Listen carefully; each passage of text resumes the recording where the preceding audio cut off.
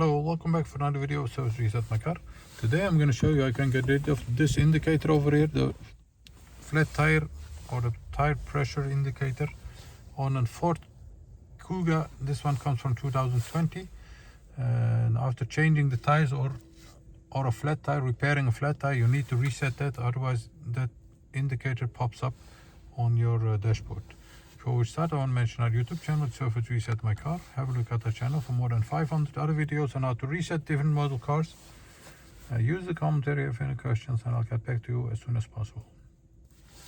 Okay, so let's say I've changed my tires and I had a flat tire and repaired it, and now I want to reset the TPMS sensor. Press this one to enter the menu, go to the settings area, press OK. Then you'll see over here the fourth sub menu is tire pressure. Press the OK button.